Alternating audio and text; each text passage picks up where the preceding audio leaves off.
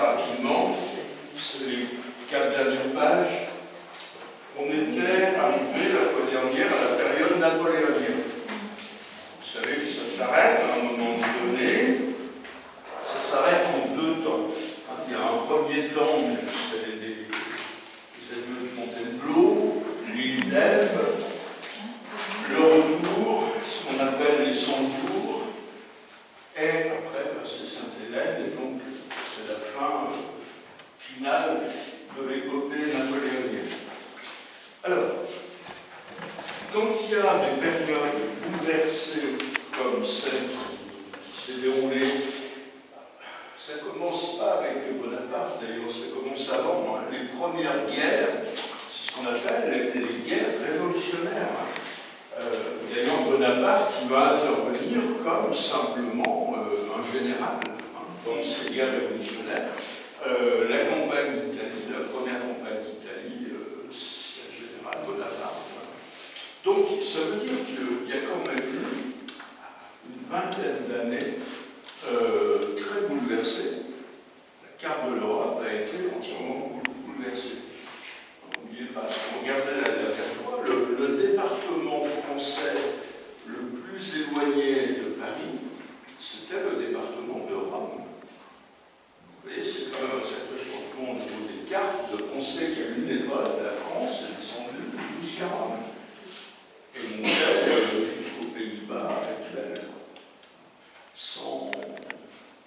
Peut-être à peu près 140 départements. Donc, quand il y a une période comme ça, après, il y a toujours un moment où il faut s'asseoir autour d'une table, il faut discuter, et il faut essayer de se dire comment on réorganise la carte.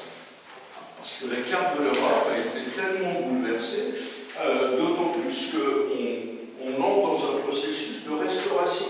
Ça veut dire qu'il y a d'anciennes familles qui, pendant 20 ans, ont été mises au chômage. Non, c'est le retour. Alors, ce rassemblement, c'est ce qu'on appelle le congrès de Vienne. Ça va durer, ça commence avant les 100 jours, ça continue pendant les 100 jours, malgré le retour de Napoléon, et puis ça continuera, ça se terminera après.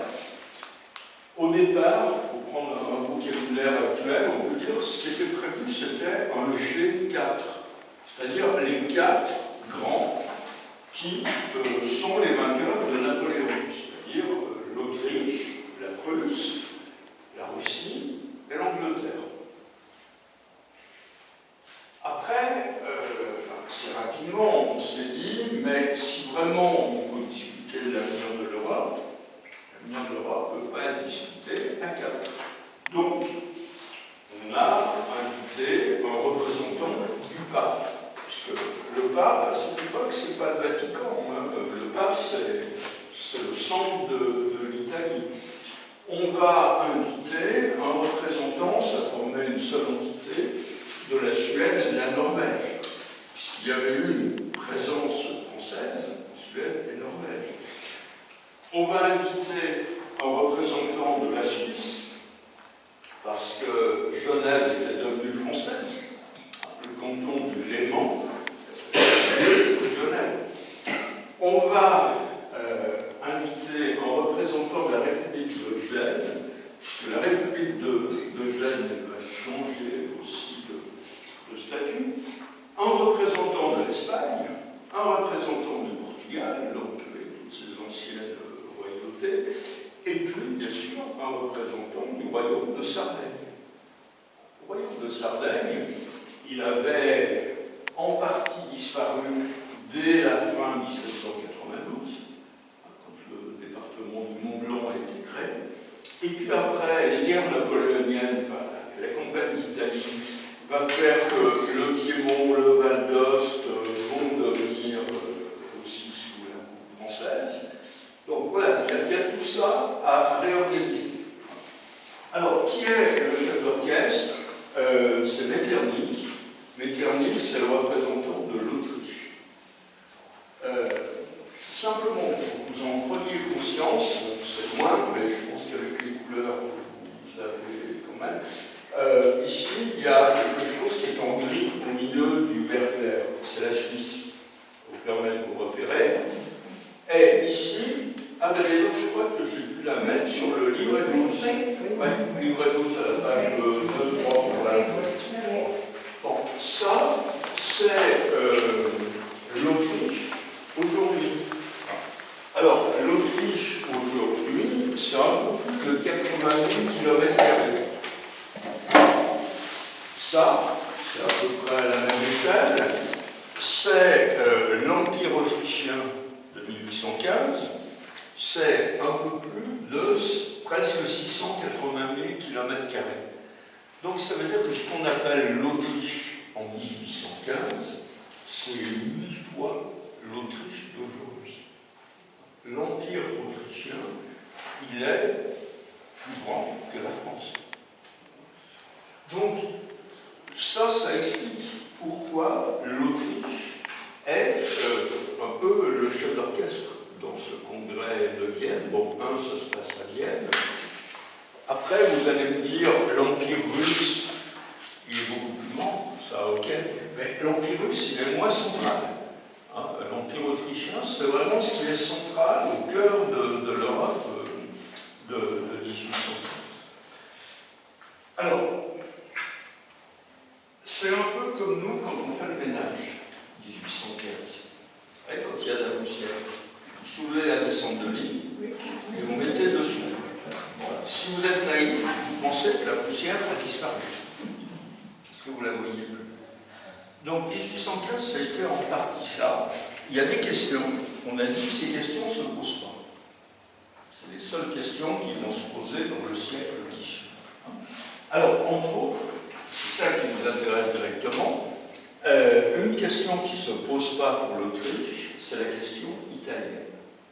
Ça, c'est une vieille question. Alors, l'Italie, c'est évident que ce qu'on appelle la péninsule italique, ça existe. Ça, c'est de la géographie. Hein. En plus, l'Italie, c'est un territoire qui est très bien délimité. D'un côté, c'est la mer, de l'autre, c'est la mer Adriatique, là, c'est la Méditerranée, au sud, c'est la Méditerranée, et au nord, c'est la plus haute chaîne de montagnes d'Europe. Donc, la péninsule italique existe. Par contre, l'Italie n'a jamais été un pays à cette époque. Il n'y a jamais eu un pays s'appelant l'Italie. Donc, pourquoi est-ce que les Autrichiens ne veulent pas en entendre parler?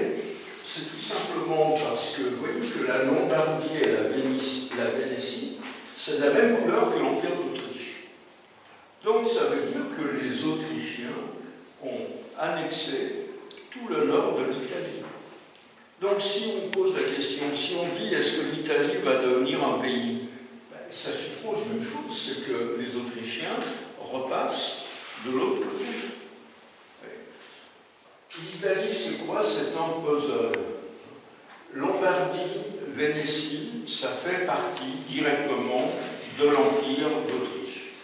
Après, si on descend, il y a ce qu'on appelle les petits duchés.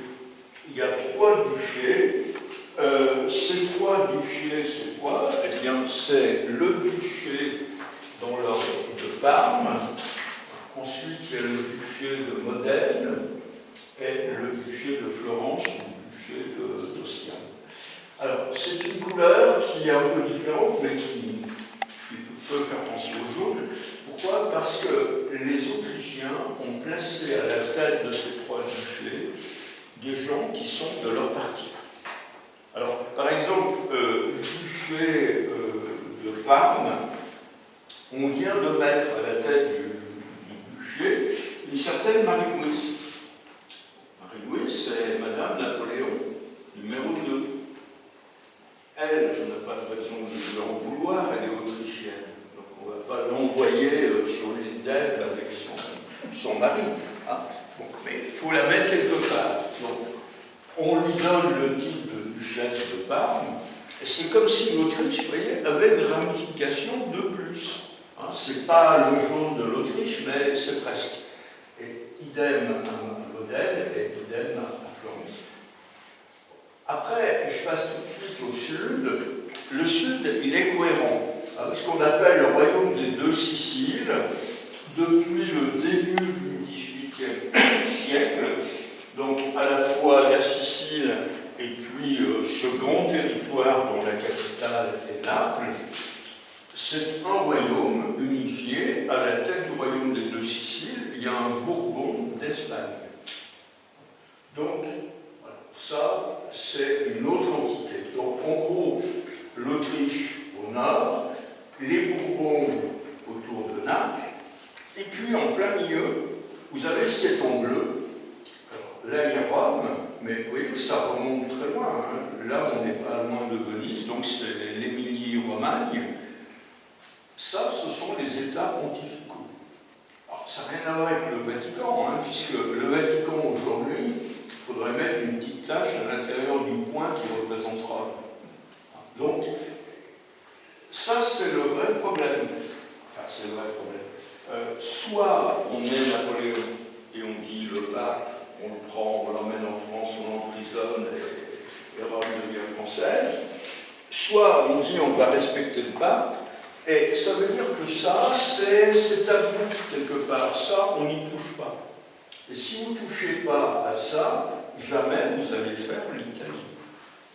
C'est ça le problème. Hein. La question italienne ne se pose pas, parce que si elle se pose, les possessions autrichiennes au nord de l'Italie, qu'est-ce qu'elles deviennent? Et puis deux, il y a la question du pape.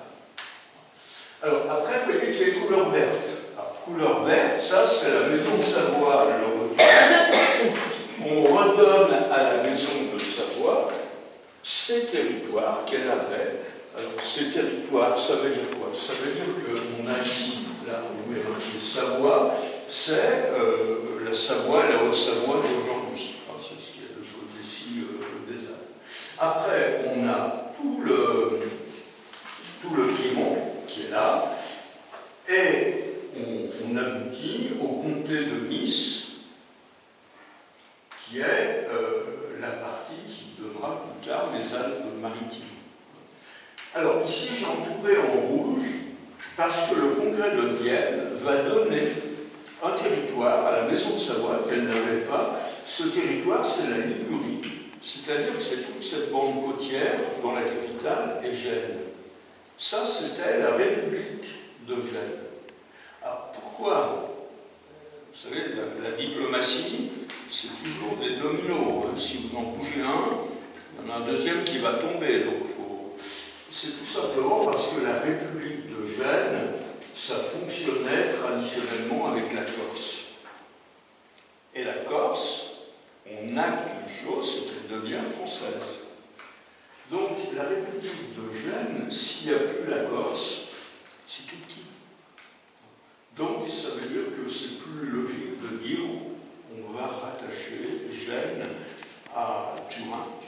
Et ça, c'est un lien qui est quand même important, parce que ça veut dire que maintenant, on en était resté au bord de Villefranche-sur-Mer, mais si on rajoute le port de Gênes, le royaume de Sardaigne devient une vraie entité maritime. Le port de Gênes, c'est un port de commerce important.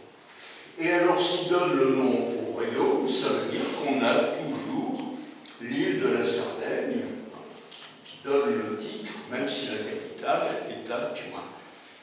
Donc, vous voyez, au niveau des îles, la Sicile, ça marche avec Naples, royaume des deux Siciles. La Sardaigne, ça marche avec Turin. Et la Corse, maintenant, elle marche avec la France. Donc, voilà, ça c'est le Sud. En gros, les questions qu'on a mises sous la descente de l'île à Vienne, un, c'est la question italienne, deux, c'est la question allemande. Ça ne le concerne pas directement, mais c'est vrai qu'il commence à y avoir si vous regardez la carte de 1815, regardez un peu au nord de l'Autriche, il y a plein de petits traits blancs. Donc ça veut dire qu'il y a quelque chose qui s'appelle la Prusse, mais le reste, c'est des micro-États, et c'est ça qui va constituer l'Allemagne. Mais pour l'instant, on ne veut pas entendre parler d'un peuple allemand. Et puis la troisième question, bon, elle n'est toujours pas réglée, mais c'est peut-être pas fondamental, c'est la question de la Belgique. Question de la Belgique, c'est-à-dire qu'on a du mal à se dire est-ce que la Belgique, il y a une partie qu'il faut rattacher aux Pays-Bas et une partie qu'il faut rattacher à la France. C'est toujours le fameux problème des Wallons et des Flamands. Voilà. Et puis il y a une autre question, mais bon, voilà, on ne va pas se perdre là-dedans. Il y a aussi la question polonaise, puisqu'en 1815, la Pologne, ça n'existe plus, ça a été annexé par la Russie. Donc vous voyez, la question de la frontière de la Russie, c'est une vieille question aussi. Donc, on redessine la carte. Restauration en France, eh bien, on s'est dit Louis XVI, il n'est plus là, c'est évident. Louis XVII, il n'est plus là non plus. Il se trouve que Louis XVI, il reste encore deux frères. Donc on est quand même 20 ans plus tard. Hein. Alors, il y a un premier frère qui va prendre le numéro 18, hein, le 17 n'a jamais régné. Louis XVIII, alors Louis XVIII, il est marié avec Marie-Joséphine de Savoie. Donc ça veut dire que la femme de Louis XVIII, c'est une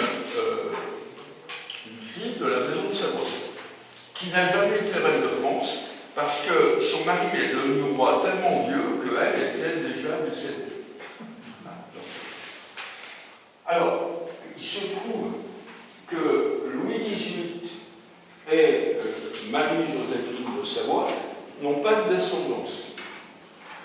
Ça tombe bien, il reste un frère qui s'appelle Charles X, et Charles X, il a épousé Marie-Thérèse de Savoie. Donc ça veut dire qu'il y a deux garçons bourbons français qui ont épousé deux filles Savoie. Deux frères ont épousé deux sœurs. Alors, Charles X, il va avoir une descendance.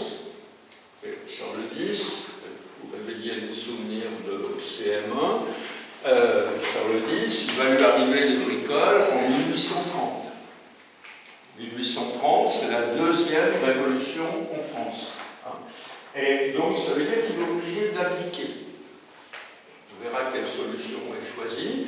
Mais donc, vous voyez, ça veut dire que les deux frères de Louis XVI, Louis XVIII, Charles X, vont régner, mais il y a un moment où ça s'arrête. Il va falloir trouver une autre solution. Maintenant, alors je signale, Marie-Thérèse de Savoie, épouse de Charles X, n'a jamais été reine de France. Parce qu'elle était déjà morte quand son mari est devenu roi. C'est le problème, hein, si le frère a été guillotiné 20 ans avant, il y a peu de chance. Voilà. Alors, qu'est-ce qui se passe côté Savoie? Alors, côté Savoie, comment faire de son frère, son beau-frère et de sa sœur, sa belle-sœur? Côté Savoie, on va avoir Charles-Emmanuel IV. Alors, Charles-Emmanuel IV, il a épousé Clotilde de France. Suivez? Ça veut dire qu'il a épousé une sœur de Louis XVIII et Charles X. Pas de descendance. Bon. Donc, dans ce cas-là, on fait comme en France, hein. On se dit, ça tombe bien parce qu'il y a un frère qui s'appelle Victor-Emmanuel Ier. Alors, Victor-Emmanuel Ier, donc là, ça change un peu, il a épousé une Autrichienne. Et il y a une descendance, mais ce sont que des filles. Donc, ça, je vous l'ai suffisamment dit, que des filles en descendance, ça veut dire qu'il n'y a pas de descendance. Après, heureusement, il y a un troisième frère qui s'appelle Charles Félix, qui a épousé une Bourbon-Sicile, ça veut dire qu'il a épousé une fille qui est issue de ce royaume. Pas de descendance. Donc, en France, il y a une descendance, mais 1830 oblige Charles X à abdiquer. En Savoie, il n'y a aucune descendance à un moment donné. Alors, comment on va traiter ça? En France, vous le savez, en France, on va aller chercher un cousin qui s'appelle Louis-Philippe. Et Louis-Philippe, pour bien montrer qu'on veut à la fois de la continuité et une rupture, Louis-Philippe, il n'est pas roi de France, il est roi des Français. Je ne sais pas si vous voyez la nuance. Roi de France, ça veut dire que c'est un gars, sa seule interlocutrice, c'est la France. Roi des Français, c'est pas la démocratie, mais ça veut dire quand même qu'on lui dit tu as des interlocuteurs qui sont les Français. Donc c'est une monarchie un peu différente, qui est mise en place en 1830 avec Louis-Philippe. En Savoie, c'est un peu, enfin, le royaume de Sardaigne, c'est un peu différent. Bon, c'est un problème de succession classique. Et à un moment donné, il n'y a plus de successeurs. Donc, qu'est-ce qu'on fait dans ce cas-là? Je vous ai expliqué. On remonte jusqu'au moment où on arrive à un ancêtre, à partir duquel, si on redescend, on va avoir un homme. Parce que c'est ça le but. Les femmes, on n'en veut pas. Trouver un homme. Alors, là, il a fallu remonter à Charles-Emmanuel Ier. Charles-Emmanuel Ier, ça veut dire que c'est celui qui est devenu duc à la fin du XVIe siècle. C'est le fils d'Emmanuel Philibert.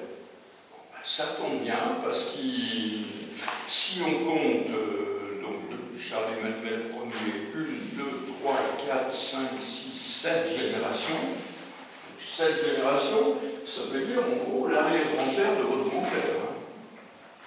Ça, si je compte bien. Donc, ça marche.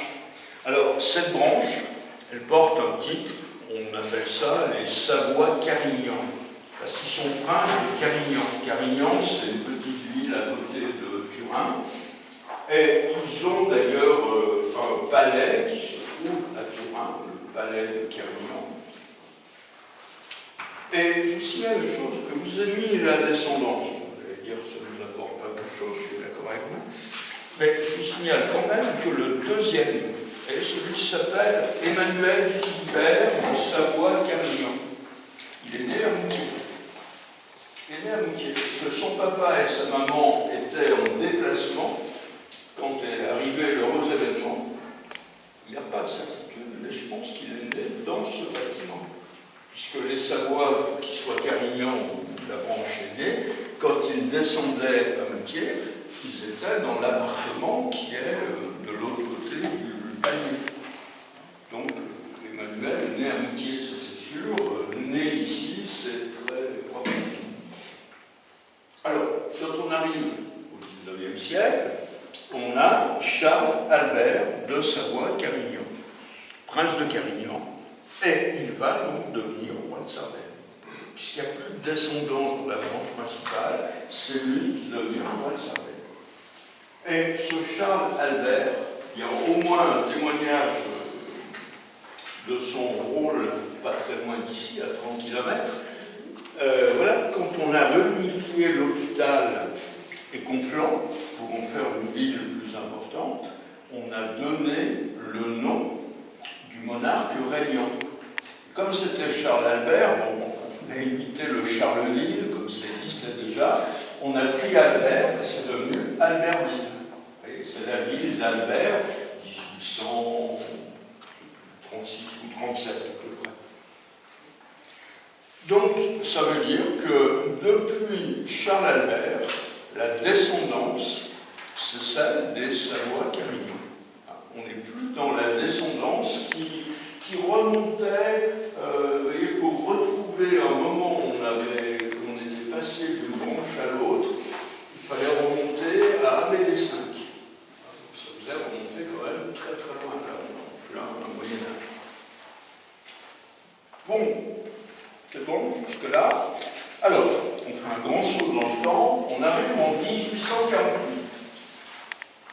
1848, c'est une année charnière dans l'Europe. Pourquoi une année charnière? Parce que, alors, on a utilisé deux expressions. On a dit que c'était le printemps des peuples Printemps d'épave, ça veut dire quoi? Ben, ça veut dire qu'il y a eu la Révolution. Après, il y a eu une restauration. Restauration, ça veut dire qu'on revient à l'ancien régime. Bon, les gens ont subi ça. Et puis, il y a un moment où la coupe est un peu pleine et les gens se disent on ne peut pas revenir comme ça, comme si rien s'était passé à l'ancien régime. Donc 1848, c'est quoi? C'est des insurrections populaires pour aller vers quelque chose d'un peu différent. Ça ne veut pas forcément dire que les gens sont contre la monarchie, mais ils n'acceptent plus les monarchies un peu classiques. Et puis en même temps, 1848, c'est le réveil des nationalités.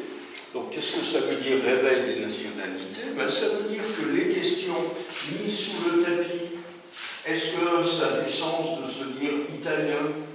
Est-ce que ça a du sens de se dire allemand? Est-ce que ça a du sens de se dire belge ou polonais, etc. C'est des questions, vous voyez, qui remontent à la surface. Alors, conséquence. La conséquence en France, vous la connaissez. Troisième révolution.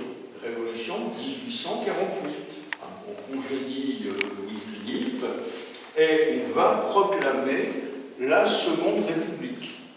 Première République, 1792. Seconde République, 1848. Qu'est-ce qui se passe très vite? C'est qu'on va élire, pour la première fois, je ne vais pas faire sous la Première République, on va élire un président de la République, et le premier et unique président de la Seconde République en France, il s'appelle Louis-Napoléon Bonaparte. Donc vous voyez, ça veut dire que vous n'en voulez pas trop au Bonaparte, puisque on élire un Bonaparte. Vous savez ce qu'il a fait de la République, 4 ans plus tard, 1852, il proclame le Second Empire. Donc, voilà la situation française. Ça veut dire qu'à partir de 1852, en France, on a un empire et un empereur qui s'appelle Napoléon.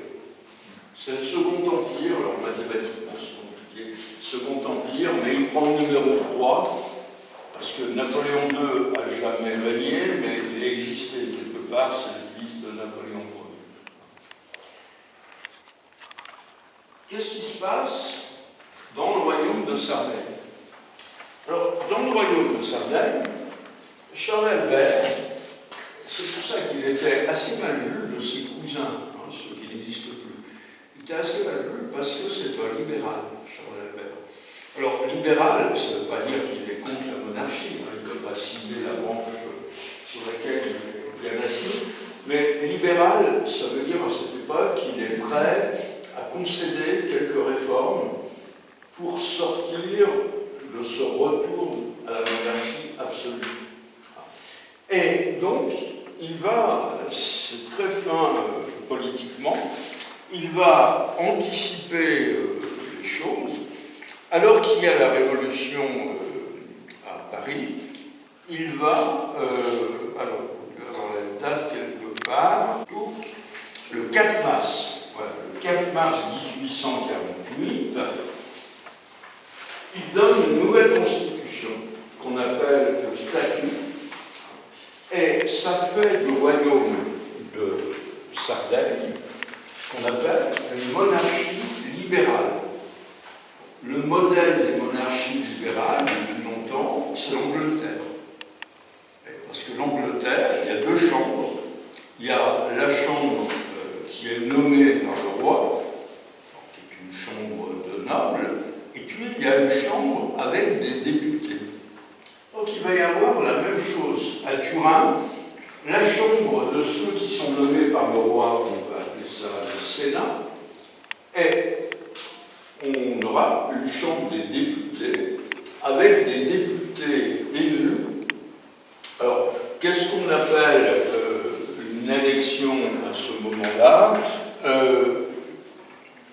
est électeur, donc ça veut dire qu'il n'y a pas d'électrice, mais électeur, si on a 25 ans, si on a tous les droits civils, c'est-à-dire en gros si on a jamais été condamné, etc. Et puis, il y a aussi c'est un suffrage censitaire, c'est-à-dire que pour être électeur, il faut payer une certaine somme au niveau de l'impôt chaque année. C'est 20 livres. 20 livres, ça veut dire qu'en gros, il faut payer la moitié d'une vache en impôt chaque année. Donc, voilà, ça exclut quand même un certain nombre d'hommes de plus de 25 ans, hein, parce que, je sais pas, une vache, qu'est-ce qu'on va dire aujourd'hui, c'est 1500 €, mais ça n'a pas beaucoup d'impact sur la comparaison, mais bon, la moitié d'une vache, c'est pas rien, c'est une époque où ceux qui ont 4-5 vaches sont presque riches. Bon, mais c'est quand même le principe d'une élection démocratique, c'est-à-dire avec des candidats qui se présentent et des voix qui sont comptées. Alors, par exemple, au niveau du duché de Savoie, c'est-à-dire entre la Savoie et la Haute-Savoie d'aujourd'hui, il y a 22 députés qui sont envoyés à Turin. Alors, je vais regarder, aujourd'hui, dans les 2 départements, il y a 10 députés qui vont à Paris. Là, il y en avait 22. Oui, c'est quand même une bonne représentation. 204 députés au total, donc le territoire savoyard envoie un dixième des députés. Ah, simplement, il y a une chose, on leur donne une permission, c'est bien et mal à la fois, c'est que quand ils montent à la tribune, ils ont le droit de s'exprimer en français. Pour dire, la Savoie est de langue française, alors que la langue habituelle au Parlement de Turin, c'est l'italien. Alors c'est bien et pas bien, c'est reconnaître une différence, mais les 90% des députés dont la langue c'est l'italien, ils font quoi pendant qu'il y en a un qui parle en français? Ils regardent leur message sur leur téléphone. Ça, ils le font si tout le monde parle français. Mais voilà, bah, c'est quand même une manière de commencer à dire, bon, eux, ils sont à part. Hein, c'est pas... Et où est-ce qu'on va installer les députés? Ben, on les installe dans le palais Carignan, puisque le palais Carignan est vide, comme les Carignans se sont installés dans le palais royal. Voilà. Bon, eh bien, le statut du 4 mars 1848, je pense que c'est ce qui a fait faire l'économie au royaume de Sardaigne d'une révolution. Les gens se sont satisfaits de ces mesures. À Moutier, par exemple, ben, qu'est-ce qu'on a fait? On a planté pour la 2e fois, le premier avait été sous la Révolution française, mais pour la 2e fois, on a planté un arbre sur ce qui était le pré commun, qui est devenu le square de la Liberté. Alors, on en a même planté 2, parce que bon, celui qu'on plante symboliquement, c'est un peuplier qui n'existe plus depuis longtemps, mais c'est la même année qu'on avait planté le noyer d'Amérique, qui était à l'extrémité de la place, hein, en face de l'ancien poste, qui était en 1848 aussi. Donc, voilà, il y a une certaine satisfaction. Alors, ça c'est le côté, je vous ai dit, il y a toujours 2 aspects, c'est le côté printemps des peuples. Réveil des nationalités. En Lombardie, à Milan en particulier, en Vénétie, à Venise, c'est-à-dire dans les grandes villes, il y a des insurrections populaires contre l'Autriche. Les Lombards, les gens de la Vénétie ne veulent plus des Autrichiens, ils considèrent que l'Autriche c'est une occupation. Donc, Charles Albert se dit, là, il y a une carte Si c'est uniquement la Lombardie et la Vénétie contre l'Autriche, ça risque de se finir dans un bain de sang. Si on se joint à eux, il y a déjà des troupes plus importantes, et ça veut dire qu'on peut peut-être espérer constituer quelque chose qui soit le royaume de Sardaigne, plus la Lombardie, plus la Vénétie. Et si on arrive à faire en sorte que les Autrichiens passent de l'autre côté. C'est évident que si ça marche, la capitale, c'est Turin. Donc, ça veut dire que Charles Albert dit à ceux qui se rebellent, si vous voulez bien qu'on s'unisse, je prends la tête des troupes, si on gagne, on crée un nouveau royaume, dont je serai le roi. Ça ne le dit pas exactement, mais c'est souvent entendu. Donc, ça veut dire quoi? Ça veut dire que à la fin mars 1848, il y a ce qu'on appelle la première guerre d'indépendance. On dit parfois aussi la première guerre d'Italie. Et cette première guerre d'Italie, ça marche. Ça marche, c'est-à-dire que les Autrichiens sont obligés de se replier derrière la ligne qui est la ligne de crête, de ces montagnes qui séparent la Lombardie et la Vénétie de l'Autriche. Donc ça fonctionne, et donc Charles Albert devient le roi d'une nouvelle entité qu'on appelle le royaume de la Haute-Italie. Donc vous voyez, pour l'instant, on n'a pas fait l'Italie, mais c'est le royaume de la Haute-Italie qui n'est pas ridicule, puisque ça veut dire qu'il faudrait colorier en vert, vous voyez ce qui est en jaune ici. Les Autrichiens, pas contents. Parce que ça veut dire qu'ils perdent quand même Milan, qui est une très grande ville, la Lombardie, qui est une région au niveau agricole assez prospère, ils perdent un très grand port qui est Venise. Donc ça veut dire que les Autrichiens vont laisser passer l'hiver, et au printemps, c'est le retour. Donc ça veut dire qu'en 1849, c'est plus la coalition, mais c'est les Autrichiens qui reviennent pour récupérer ce qu'ils considèrent comme leur bien.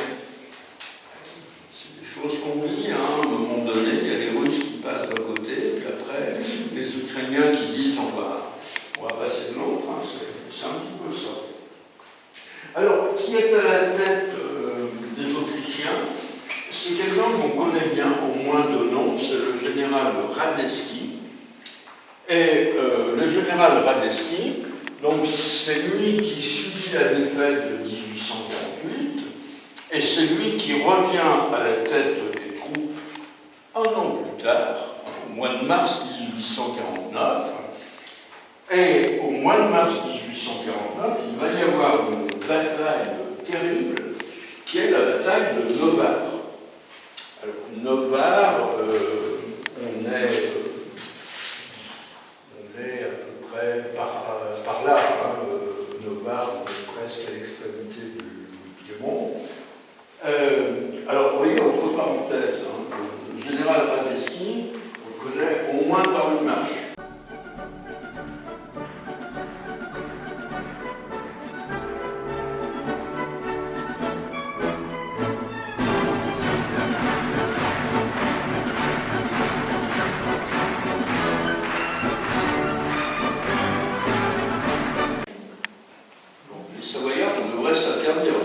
d'entendre cette marche. Parce que le général Radecki, c'est quand même celui qui a écrasé, et en particulier, bataille de Novare, la brigade de Savoie est présente, et elle va subir des défaites très importantes. Donc, mars 1849, ça veut dire quoi? Ça veut dire que c'est le début de la fin du royaume de Haute-Italie, qui n'a pourtant qu'un an à peine. Le royaume de Haute-Italie, ça a été un royaume éphémère. Donc, les Autrichiens cherche pas à aller plus loin, mais les Autrichiens remettent la main sur Milan, ils remettent la main sur Venise. Donc ça veut dire que 1848-49, c'est une sorte de parenthèse qui nous ramène à la situation qu'on connaissait avant. Alors là, Charles Albert va faire une chose. Il n'est pas obligé de le faire, mais voilà, c'est son caractère. Il considère qu'il a mené une entreprise qui n'a pas réussi. Et donc il décide d'abdiquer. Il n'abdique pas en disant porte ouverte aux Autrichiens, c'est pas ça. Il abdique en disant j'ai un fils, c'est mon fils qui va me remplacer sur le trône. Donc, il fait comme les Savoies auront l'habitude de faire encore plus tard. Il part, non seulement il abdique, mais comme il ne peut pas, vous savez, c'est compliqué de se dire il y a deux rois sur le même territoire. Donc, il part en exil au Portugal et il mourra relativement peu de temps après au Portugal. Et donc, celui qui devient roi, c'est son fils, Victor Emmanuel II. Alors, bon, la phrase n'est pas compliquée, hein, c'est son fils, Victor Emmanuel II. Sauf que là, il faut mettre un point d'interrogation immense. On s'en fiche un peu quelque part, mais il faut quand même que vous sachiez qu'il y a des doutes énormes sur le fait que Victor Emmanuel II soit le fils de Charles Albert. Ce qui met le doute, c'est que quand Victor Emmanuel II était nourrisson, il y a eu un incendie assez terrible dans le palais. L'aile qui a brûlé, c'est l'aile où il y avait quasi nouveau-né. La nounou qui s'occupait de lui, on l'a retrouvé carbonisé, et l'enfant n'a rien eu. On dit c'est normal, c'est le futur roi, c'est un miracle, etc. On a retrouvé il n'y a pas si longtemps un rapport qui avait été fait par le chef des pompiers qui sont intervenus. Le rapport est presque explicite, enfin, il laisse peu de probabilité pour que quelqu'un ait pu survivre. Alors, ça se passe parce qu'il a un frère. Il a un frère qui s'appelle Ferdinand de Savoie, mais quand il y a l'incendie, Ferdinand n'est pas né. Donc, ça veut dire quoi? Ça veut dire que si Victor Emmanuel II a brûlé, c'est la fin des Savoie-Carignan, puisque c'est le seul garçon à ce moment-là. Alors, ce qu'on subodore, c'est qu'il y a eu une petite substitution. C'est-à-dire qu'on a mis un autre gamin, qui, on ne sait pas bien. Après, c'est évident que c'est pas parce qu'on ne ressemble pas physiquement à notre père, c'est pas notre père. On ne va pas tomber dans ce travers-là. Mais vous voyez, je vous ai mis les trois portraits. Je vous ai mis au milieu Charles Albert. Ensuite, vous avez, si vous allez au bout de la page, vous avez Ferdinand. On voit bien que Ferdinand, il a un peu le visage de son père. Regardez Victor Emmanuel II. Celui qui voit un air parenté, il dit on voit. Les gens, tout de suite, ont fait cette remarque en disant mais il ne ressemble pas du tout à son père. Les circonstances sont tellement bizarres.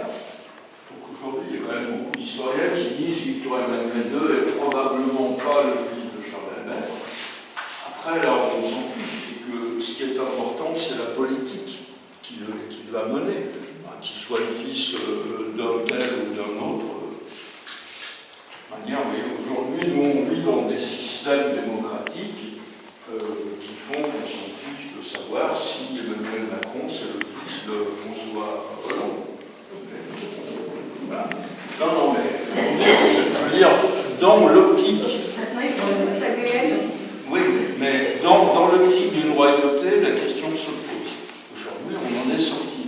Voilà, disons qu'on en est sorti à ce moment-là. Alors, Victor Emmanuel II, c'est qui? c'est pas un intellectuel.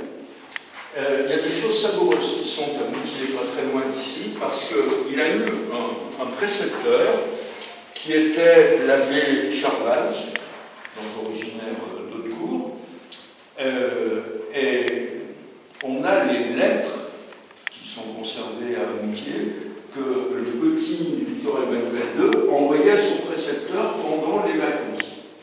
C'était une corvée, vous savez, écrire des profs pendant les vacances. Donc Charvaz était là, et qu'est-ce qu'il lui écrit? C'est à peu près toujours la même chose, c'est-à-dire il me raconte ce qu'il fait. Alors, je suis allé me promener, je suis allé faire du canoë, je suis, etc. Donc c'est que des activités de l'extérieur. À aucun moment il dit j'ai lu un livre, etc.